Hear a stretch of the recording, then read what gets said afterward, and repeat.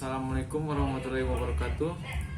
Di sini saya akan mempresentasikan tugas bahasa Indonesia. Sekarang sudah masuk ke bab 4 tentang perbedaan skripsi, tesis, dan disertasi. Sebelum saya mulai, perkenalkan, nama saya Muhammad Afan Aras. Saya dari Prodi Psikologi Islam. Oke, langsung saja. Jadi bab 4, teknik penulisan skripsi, tesis, dan disertasi, makalah dan laporan penelitian adalah alternatif pertama.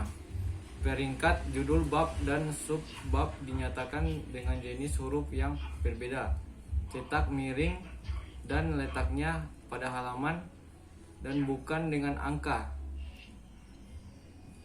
Di sini ada contoh bab 3, metode penelitian, instrumen penelitian, alasan pemilihan tes, isi tesis, tingkatan kesulitan butir tes. Selanjutnya, alternatif kedua, penulisan judul bab yang berperingkat 1 dilakukan dengan cara yang sama dengan alternatif pertama, yaitu ditulis dengan huruf besar, semua berukuran bold, dan ditempatkan di tengah-tengah peringkat. Selanjutnya dinyatakan dengan angka. Bab 3, metode penelitian, instrumen penelitian, alasan pemilihan tes, isi tes, tingkat kesulitan butir tes. Dan untuk metode selanjutnya, cara merujuk dan menulis daftar rujukan.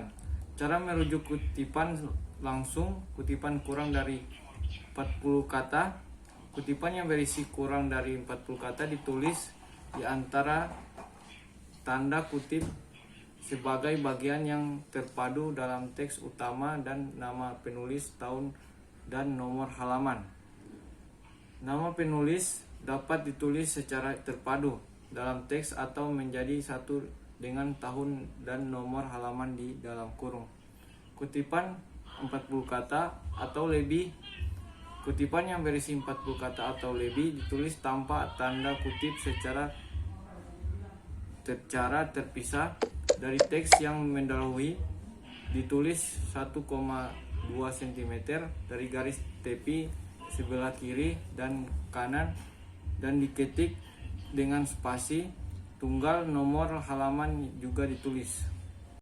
Kutipan yang sebagian dihilangkan apabila dalam mengutip langsung ada kata-kata dalam kalimat yang dibuang, maka kata-kata yang dibuang diganti dengan 3 titik. Cara merujuk kutipan tidak langsung. Kutipan yang disebut secara tak langsung atau dikemukakan dengan bahasa penulis sendiri ditulis tanpa tanda kutip dan terpadu dalam teks. Nama penulis bahan kutip disebut terpadu dalam teks atau disebut dalam kurung bersama tahun terbitnya, jika kemungkinan nomor halaman disebutkan. Cara menulis daftar rujukan. Daftar rujukan merupakan daftar yang berisi di buku, makalah, artikel, atau bahan lainnya yang dikutip baik secara langsung maupun tak langsung. Bahan-bahan yang dibaca akan tetapi tidak dikutip tidak dicantumkan dalam daftar rujukan, sedangkan semua bahan yang dikutip secara langsung ataupun tak langsung dalam teks harus dicantumkan dalam daftar rujukan. Pada dasarnya, unsur yang ditulis dalam daftar rujukan secara berturut-turut meliputi 1. Nama penulis ditulis dengan urutan nama akhir, nama awal, dan nama tengah tanpa gelar akademik. 2. Tahun penerbitan. 3. Judul termasuk anak judul, subjudul. 4. Kota tempat penerbitan. Dan 5. Nama penerbit. Unsur-unsur tersebut dapat bervariasi tergantung jenis sumber pustakanya. Jika penulisannya lebih dari 1, cara penulisan nama sama dengan penulisan pertama. Berikut ini adalah petunjuk praktis teknik penulisan. Hal-hal yang perlu diperhatikan. Yang pertama, kertas yang digunakan dalam jenis HVS putih ukuran A4 kuarto minimal 70 gram. untuk skripsi, tesis, dan disertasi, dan 60 gram untuk makalah, artikel, dan laporan penelitian. Yang kedua, bidang pengetikan berjarak 4 cm dari tepi kiri kertas dan 3 cm dari tepi atas, tepi kanan, dan tepi bawah kertas. Untuk yang ketiga, spasi antar baris artikel ilmiah dengan spasi 1,5, sedangkan skripsi, tesis, disertasi, dan laporan penelitian dicetak dengan spasi 2, kecuali keterangan, gambar, grafik, lampiran, tabel, dan daftar rujukan dicetak dengan spasi tunggal. Judul bab dicetak turun 4 spasi dari garis tepi atas bidang ketikan.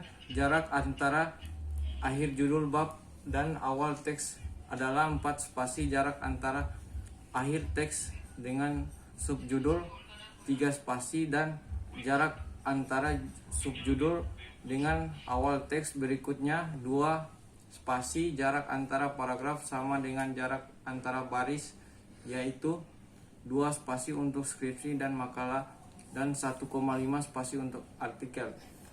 Yang keempat, judul tabel atau gambar beserta tabel atau gambarannya harus ditempatkan pada halaman yang sama.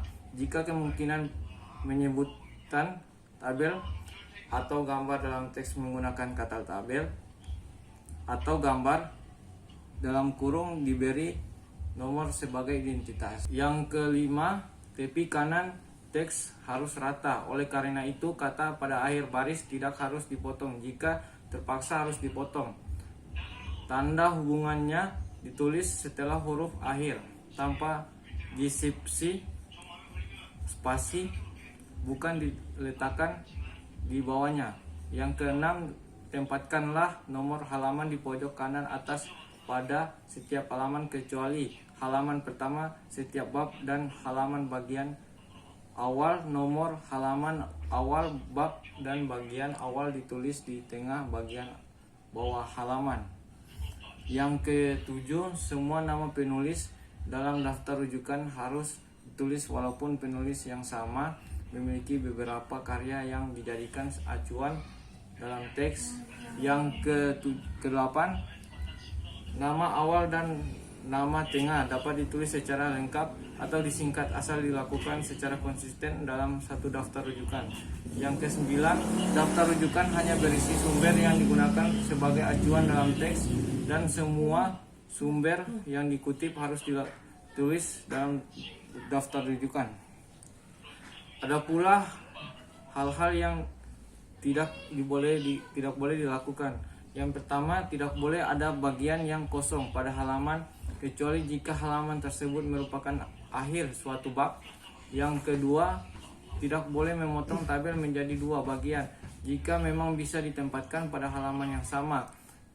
Yang ketiga, tidak boleh memberi tanda atau apapun sebagai pertanda berakhirnya suatu bab.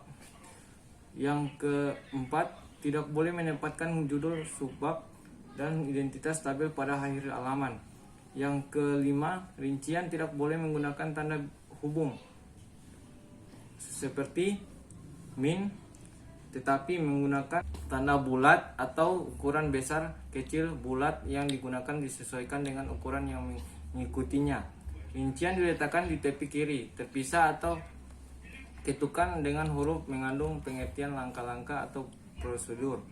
Yang ke-6, tidak boleh menambahkan spasi antar kata dalam satu baris yang bertujuan meratakan tepi kanan.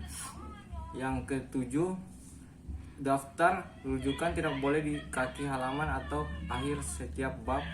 Daftar rujukan hanya boleh ditempatkan setelah bab terakhir dan sebelum lampiran-lampiran jika ada. Itulah presentasi dari saya. Apabila ada kesalahan atau kekurangan, mohon maaf. Sekian dari saya. Wassalamualaikum warahmatullahi wabarakatuh.